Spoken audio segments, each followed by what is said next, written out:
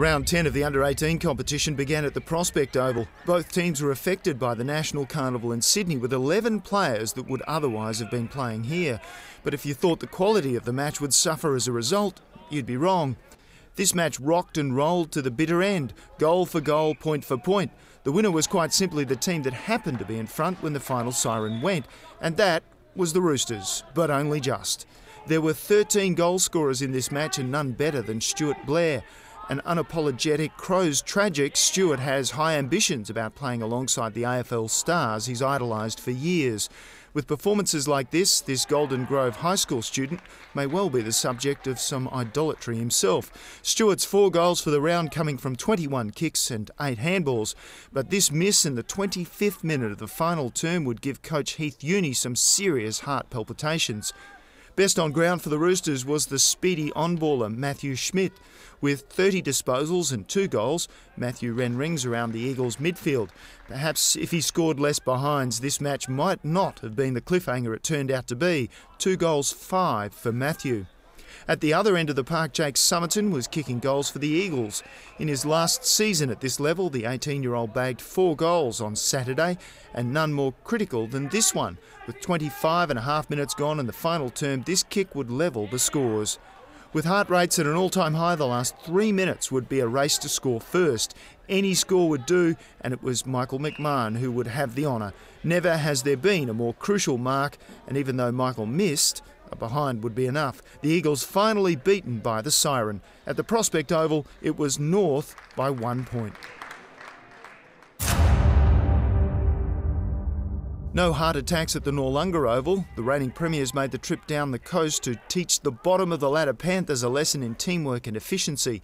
The Panthers have had just 1 win this season, back in round 6 against West, and it's looking very much like they might not get another one. With over 1,100 points against them in 9 matches, it's going to be a long season for coach Jason Tawney. The Bays had 5 players representing South Australia at the National Championships, including Jordan Murdoch from the Port Macdonald Football Club. It was left to his brother Brodie to hold up the family name back in Adelaide, and he did it in style. Last year, Brodie scored 3 goals for Glenelg when they went down to North in the under-16 grand final, and in just his second match for the under-18s, he's booted 8 goals from just 14 kicks. Nice. Another sensation from the southeast popped up in the Glenelg lineup on Saturday. From the Penola Football Club, and it's cold down there this time of year, Jordan Galpin made his debut for the Bays. Nothing cold about his performance though. 2 goals from 20 disposals for Jordan, a good solid first-up effort. But best on ground for Glenelg for the first time this season with 4 goals against his name was Nathan Stark. 4 goals last week too for Nathan. His 28 disposals against the Panthers ensured the Tigers were always in control, and with 8 incursions inside 50, they were always in attack. For South, Joshua Coppin was voted best on ground. Joshua worked hard to bring the ball out of defence for his team, but was seldom rewarded with results up at the other end. Perhaps the result might have been much worse if not for his efforts. In the end, it was a comfortable win for Glenelg by 74 points over South. In difficult times for the Port Adelaide Football Club, wins are gratefully received at any level. At least the SANFL teams are doing their bit for the Port cause. With a good win to the big boys at Football Park on Sunday, that's in a curtain raiser match, of course.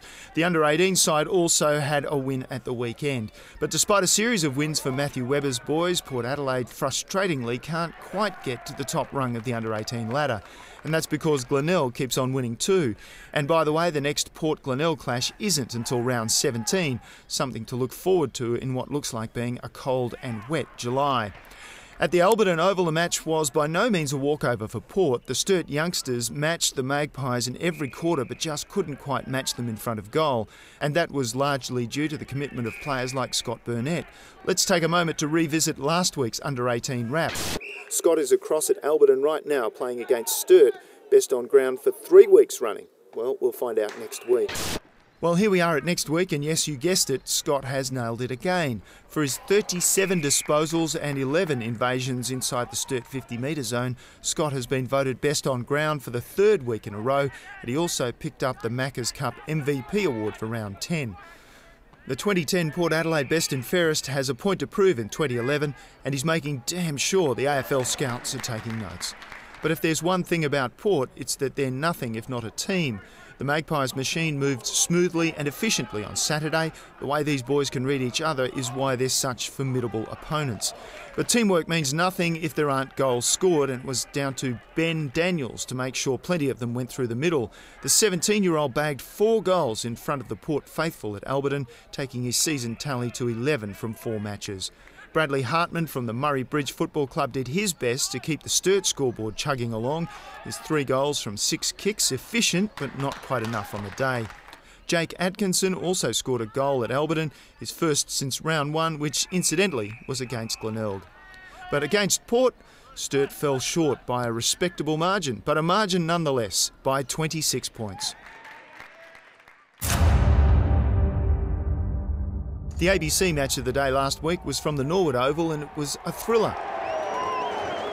Notably at half-time we got a glimpse of the Bulldogs under-18s inspecting the ground and having one last team talk before the match. Well, their preparations were somewhat in vain because at 5 o'clock the Redlegs came out all guns blazing and annihilated the Dogs to the tune of 13 goals. The Dogs aren't doing too badly this season. With 3 wins under their belts, at least they're off the bottom of the ladder, and a top 5 finish isn't out of the question. But they'll have to do better than this if they're going to be playing finals football in mid-September. Much better. The Redlegs were without Mitchell Grigg, Alex Forster and Patrick Levicki, out on hire duty serving their state at the Blacktown Oval, and from all accounts they played a pivotal role in the win over Queensland, but they'd be disappointed to learn that they weren't missed at the parade. Anthony Giannini had a chance to show off in front of goal. His brother Jonathan is also in the state squad, and Anthony looked comfortable with the ball back at the parade. Anthony is a keen soccer player too. Looks like it doesn't matter what shape the ball is because he booted 4 goals with the prolate ellipsoid-shaped one on Saturday evening to help his team to a 39-point lead at the long break. Best on the field for Norwood was Thomas Wicks with 14 kicks and 21 handballs. Tom was never far from the action. He can also stake a claim to 7 good marks throughout the night, always a challenge under lights, but no problem for Tom. For the Dogs, Dallas Hill with 5 goals actually outscored Giannini, but he was one of only 2 multiple goal kickers for Central, the other being Aaron Schlink, scoring for the 2nd week in a row for his team. But once again, he was on the losing side. Central District is still just 2 points outside the 5 after round 10, despite going down under the lights at Norwood Oval by an even 80 points to the 6th placed Redlegs.